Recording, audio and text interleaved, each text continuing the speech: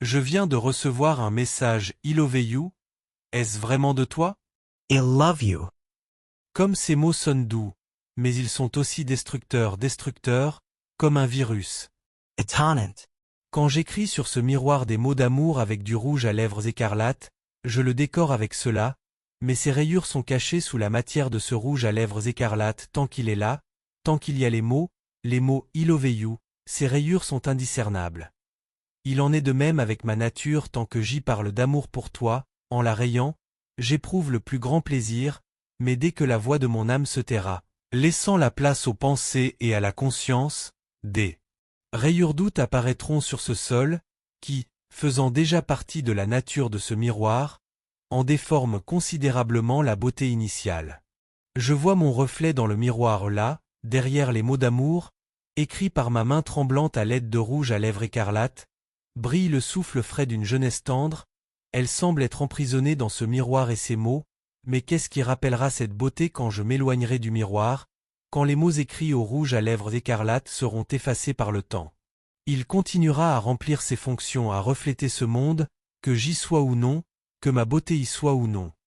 En me regardant maintenant, jeune et ravissante, dans le miroir, j'acquiers de la confiance pour le jour présent, mais en sera-t-il de même demain?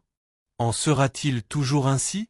Je te regarde, mon reflet, comme un portrait, comme si tu m'entendais, je peux te raconter que j'aime, que je l'aime. Tes joues rougissantes, tes lèvres écarlates, tes yeux bruns, tes cheveux blonds où tu es parfaite, tu ressembles à un rêve ou à une fantaisie. Voilà comment l'amour enivre, il plonge dans des états bien plus sacrés que quelques gorgées de vin rouge. Ces sentiments sont en même temps extrêmement lourds. Parfois, ils sont pires que la maladie la plus douloureuse, ils s'enflamment si brusquement que si l'on pouvait mettre un thermomètre dans mon âme, il éclaterait en un instant, déversant sur la chair tendre de mes espaces spirituels la vivacité destructrice du mercure empoisonné. Plus tu t'enfonces en toi-même, dans tes pensées, dans tes sentiments, plus il devient difficile de remonter à la surface. Je ne peux plus cacher mes sentiments, leur dissimulation peut entraîner une rupture du cœur ou de l'âme.